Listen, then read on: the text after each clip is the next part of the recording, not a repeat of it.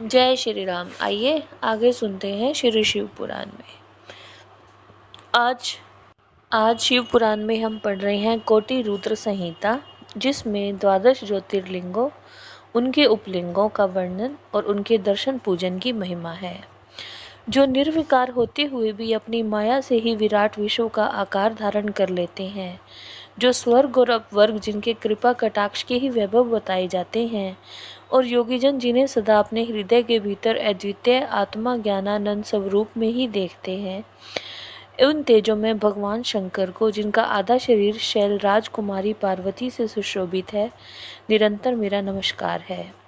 जिनकी कृपा पूर्ण चितवन बड़ी ही सुंदर है, जिनका मुखार विंद मंद मुस्कान की छटा से अत्यंत मनोहर दिखाई देता है, जो चंद्रमा की कला से परम उज्जवल है, जो आध्यात्मिक आदि तीनों तापों को शांत कर देने में समर्थ है, जिनका स्वरूप सचिन में तथा परमानंद रूप से प्रकाशित होता है, जो गिरिराज नंदिनी पार्वती के भुज पाश से आवेष्टित है, वह शिव नामक कोई अनिर्वचनीय तेजपुंज सबका मंगल करे।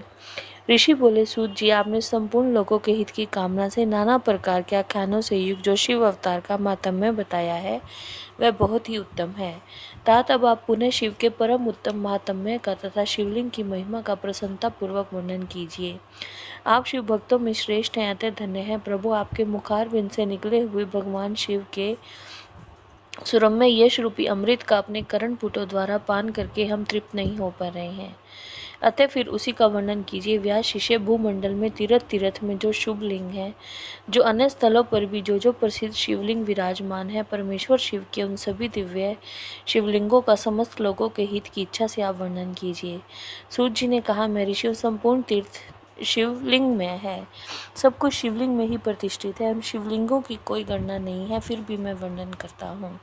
जो कोई भी दृश्य देखा जाता है, जिसका वर्णन व स्मरण किया जाता है, वह सब भगवान शिव का ही रूप है।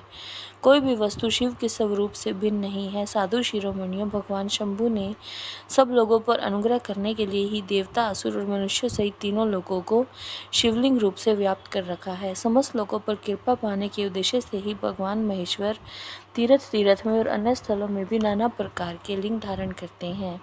जहाँ जहाँ जब जब भक्तों ने भक्ति पूर्वक भगवान शंभु का स्मरण किया, वहाँ वहाँ अवतार लेकर भगवान शिव स्थित हो गए। लोगों का उपकार करने के लिए उन्होंने स्वयं अपने स्वरूप भूतलिंग की कल्पना की। उस शिवलिंग की पूजा करके शिव भक्त अवश्य सिद्धि प्राप्त कर लेते हैं। ब्राह्मणों, भूमंडल में जो शिवलिंग है उनकी गणना नहीं की जा सकती, फिर भी मैं प्रधान शिवलिंगों का परिचय देता हूँ। मुनि श्रेष्ठों, किस भूतल पर जो मुख्य ज्योतिर्लिंग है उनका वर्णन मैं आज करता हूँ। उनका नाम सुनने मात्र से पाप दूर हो जाता है।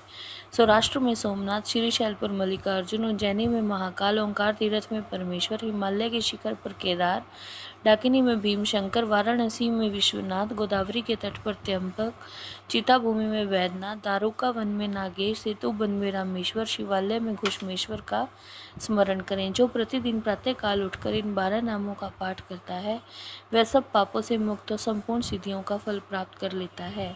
मुनीश्वरों, जिस मनोरथ को पाने की इच्छा रखकर श्रेष्ठ मुझसे इन 12 नामों का पाठ करेंगे, वे इस लोक और परलोक में उस मनोरथ को अवश्य प्राप्त कर लेंगे। जो शुद्ध अंतःकरण वाले पुरुष निष्काम भाव से इन नामों का पाठ करेंगे, उन्हें कभी माता के गर्भ में निवास नहीं करना पड़ेगा।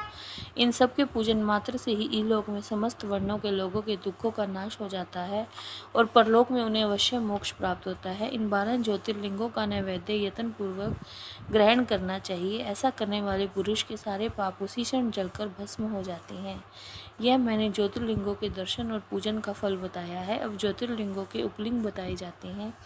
मुनीश्वरों, ध्यान देकर सुनो। सोमनाथ का जो उपलिंग है उसका नाम अंतकेश्वर है। वह उपलिंग मही नदी और समुद्र के संगम पर स्थित है। मल्लिकार्जुन से प्रकट उपलिंग रुद्रेश्वर के नाम से प्रसिद्ध है। वह भृगु कक्ष में स्थित है और उपासकों को सुख देने वाला है। महाकाल संबंधी उपलिंग दुग्धेश्वर या दुग्धनाथ के नाम से प्रसिद्ध है। वह नर्मदा के तट पर है और समस्त पापों का निवारण करने वाला कहा गया है।